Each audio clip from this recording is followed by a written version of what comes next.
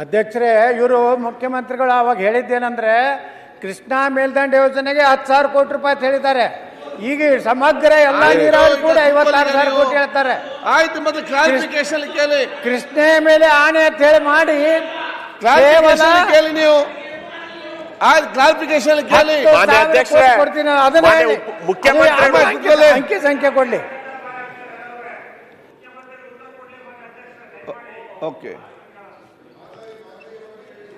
ಮಹದಾಯಿ ಬಗ್ಗೆ ಈಗ 13.42 ನೀರು ಕೊಟ್ಟಿದೆ. 2018ರಲ್ಲಿ ತೀರ್ಮಾನ ಆಯಿತು. ಸುಪ್ರೀಂ ಕೋರ್ಟ್ನಲ್ಲೂ ಕೂಡ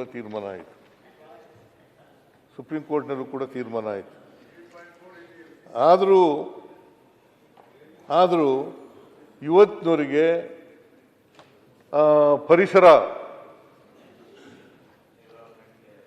ಪರಿಸರ ಕ್ಲಿಯರೆನ್ಸು ಸಿಕ್ಕಿಲ್ಲ. ಎನ್ವೈರನ್ಮೆಂಟಲ್ ಕ್ಲಿಯರೆನ್ಸ್ ಸಿಕ್ಕಿಲ್ಲ. ಯಾರ ಹತ್ರ ಇರೋದು? ನಾವೊಂದ್ಸಾರಿ ನಿಯೋಗ ಕರ್ಕೊಂಡು ಹೋಗಿದ್ದೆ. ಸ್ವಾಮೀಜಿಗಳು, ಎಲ್ಲ ಮಂತ್ರಿಗಳು, ಎಲ್ಲ MLAಗಳು ಎಲ್ಲ ಕರ್ಕೊಂಡು ಹೋಗಿದ್ದೆ. ಏನಂತ ಹೇಳಿದ್ರು ಗೊತ್ತಾ? ಪ್ರೈಮ್ ಮಿನಿಸ್ಟ್ರು, ಈಗ ಇರ್ತಕ್ಕಂಥ ನರೇಂದ್ರ ಮೋದಿಯವರೇ ಏನಂತ ಹೇಳಿದ್ರು? ಗೋವಾದಲ್ಲಿ ನಿಮ್ಮ ಸರ್ಕಾರ ಇದೆ, ಇಲ್ಲಿ ನೀವಿದ್ದೀರಿ, ನೀವು ಗೋವಾದವ್ರಿಗೆ ಹೇಳಿ, ಗೋವಾದಲ್ಲಿ ಆ ಕಾಂಗ್ರೆಸ್ ಸರ್ಕಾರ ಇತ್ತು, ಗೋವಾದಲ್ಲಿ ಹೇಳಿ ನೀವು ಅವರು ರಾಜಿ ಇತ್ಯರ್ಥ ಮಾಡ್ಕೊಳ್ಳಿ ಇದನ್ನ ಅಂತ ಹೇಳಿದ್ರು. ಈಗ ನಿಮ್ಮದೇ ಪಕ್ಷದ ಸರ್ಕಾರ ಇದೆಯಲ್ಲ, ಕೋರ್ಟ್ನಲ್ಲೂ ತೀರ್ಮಾನ ಆಗಿದೆಯಲ್ಲ, ಈಗ ಯಾಕೆ ಮಾಡಬಾರ್ದು ಇತ್ಯರ್ಥ? ಈಗ ಯಾಕೆ ಮಾಡಬಾರ್ದು? ಯಡಿಯೂರಪ್ಪನವರು ರಕ್ತದಲ್ಲಿ ಬರ್ಕೊಡ್ತೀವಿ ಅಂತ ಹೇಳಿದ್ರಲ್ಲ, 2 ವರ್ಷ ಮುಖ್ಯಮಂತ್ರಿ ಆಗಿದ್ರು, ಯಾಕೆ ಮಾಡಲಿಲ್ಲ? ವಿಜಯೋತ್ಸವನ ಆಚರಿಸಿದ್ರು ಸರ್, ಎಲ್ಲ ಕಡೆ ವಿಜಯೋತ್ಸವ ಆಚರಿಸಿದ್ರು. ವಿಜಯೋತ್ಸವ ಆಚರಣೆ ಮಾಡಿದ್ರು. ಈಗ ಗೋವಾದಲ್ಲಿ ಕಾಂಗ್ರೆಸ್ ಪಕ್ಷದ ಅಧಿನಾಯಕಿ ಶ್ರೀಮತಿ ಸೋನಿಯಾ ಗಾಂಧಿ ಅವರು ಏನು ಭಾಷಣ ಮಾಡಿದ್ರು? ಕರ್ನಾಟಕಕ್ಕೆ ಒಂದು ಹನಿ ನೀರು ಕೊಡುವುದಿಲ್ಲ, ಕರ್ನಾಟಕಕ್ಕೆ ಒಂದು ಹನಿ ನೀರು ಕೊಡುವುದಿಲ್ಲ ಅಂತೇಳಿ ಗೋವಾದಲ್ಲಿ ಶ್ರೀಮತಿ ಸೋನಿಯಾ ಗಾಂಧಿ ಮಾತ್ರ ಮಾತಾಡಿ ಅಥವಾ ಏನಾದ್ರು ನೇಮ್ ಮಾಡಿದ್ರೆ ಮತ್ತೆ ನಾವು ನೇಮ್ ಮಾಡ್ಬೇಕಾಗ್ತದೆ ಅಷ್ಟೇ. ನಿಮ್ದು ಯಾವ್ದು ಭಾಷೆ ಅಲ್ಲ, ಅಧಿಕಾರ ನಿಮ್ ಕೈ ಮಾಡ್ತಾ ಇಲ್ಲ. ಸೋನಿಯಾ ಗಾಂಧಿ ಅವರು ಕರ್ನಾಟಕಕ್ಕೆ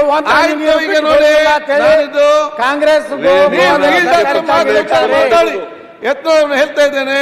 ಈಲ್ದಾದ್ರೆ ಮಾತಾಡಬೇಕು.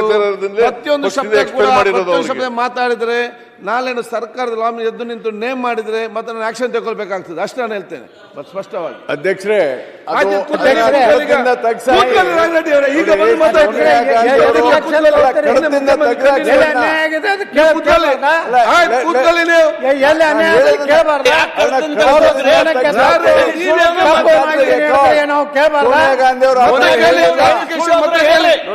ಮತ್ತೆ ಕೇಳಿ.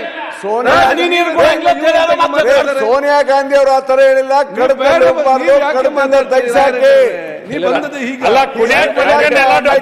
ಏನಾರ ಬಿಡೋದು ಒಟ್ಟ ವಿಷಯನ ಡೈವರ್ಟ್ ಮಾಡೋದು. ಕ್ಲಾರಿಫಿಕೇಶನ್ ಕೇಳಿ ನೀವು.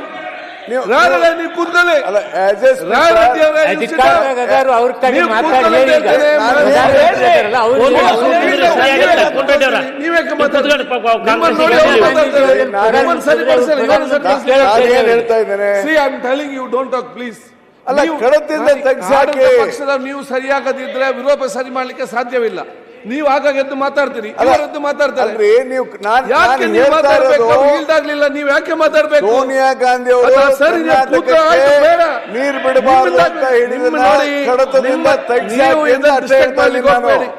ಇವರೇ ಮಾತಾಡೋದು ಹೇಗೆ? ಆಡಳಿತ ಪಕ್ಷದವರು ಇವರೇ ಬಂದು ಈಗ ಬರ್ತಾರೆ ಮತ್ತೆ ಮಾತಾಡ್ತಾರೆ. ಯಾಕೆ ಮಾತಾಡ್ಬೇಕು? ನೀವು ಸರಿಯಾಗದಿದ್ರೆ ಇವರನ್ನ ಹೇಗೆ ಸರಿಪಡಿಸುವುದು? ಮಿಸ್ಟೇಕ್ ಇಂದ ಇಲ್ಲಿ ಪ್ರಾಬ್ಲಮ್. ನೋಡಿ, ನಾನು ಯತ್ನಾಳ್ ಅವ್ರಿಗೂ ಮನವಿ ಮಾಡ್ತೀನಿ, ಪದೇ ಎದ್ದು ನಿಂತ್ಕೋಬೇಡಿ ದಯಮಾಡಿ. ನೀವು ಏನಾದ್ರು ಕ್ಲಾರಿಫಿಕೇಶನ್ ಕೇಳಬೇಕು ಅಂದರೆ ಆಮೇಲೆ ಕೇಳಿ, ಉತ್ತರ ಕೊಟ್ಟಾದ್ಮೇಲೆ. ಮಧ್ಯೆ ನೀವು ಎದ್ದು ಹೇಳೋದು, ನೀವು ಭಾಳ ಬುದ್ಧಿವಂತರಿದ್ದೀರಿ, ಇಲ್ಲ ಅಂತ ಹೇಳಲ್ಲ ನಾನು. ಹಾಗಂತೇಳಿ ಮಧ್ಯೆ ಎಲ್ಲ ಎದ್ದು ನಿಂತ್ಕೊಂಡು ಹೇಳಬೇಕು ಅಂತ ಅಗತ್ಯ ಇಲ್ಲ. ರಾಯರೆಡ್ಡಿ ಅವರೇ ಪ್ಲೀಸ್. ಆಯ್ತು, ರಾಯರೆಡ್ಡಿ ಕೂತು ಎಲ್ಲ ರಾಯರೆಡ್ಡಿ ಇವರ ಪ್ರಾಬ್ಲಮ್ ಬಂದದ ಲೇಟ್. ಆಯ್ತು, ಅದು ನಾವು ನೋಡ್ತೇನೆ. Take it I will talk to ಅದು ನನಗೆ ಬಿಡಿ, ನನ್ನ ಕೆಲಸ ಮಾಡಿಸ್ತೇನೆ. ನಿರ್ಭೀತ, ನಿಷ್ಪಕ್ಷಪಾತ, ವಿಶ್ವಾಸಾರ್ಹ ಸುದ್ದಿಗಳಿಗೆ ಮತ್ತೊಂದು ಹೆಸರಾಗಿರುವ ನ್ಯೂಸ್ 18 ಕನ್ನಡ ಈಗ ಆಪ್ನಲ್ಲೂ ಲಭ್ಯವಿದೆ. ದಯವಿಟ್ಟು ಇಲ್ಲಿರುವ QR ಕೋಡ್ ಸ್ಕ್ಯಾನ್ ಮಾಡಿಕೊಂಡು ಆಪ್ ಡೌನ್ಲೋಡ್ ಮಾಡೋದಕ್ಕೆ ಮರಿಬೇಡಿ.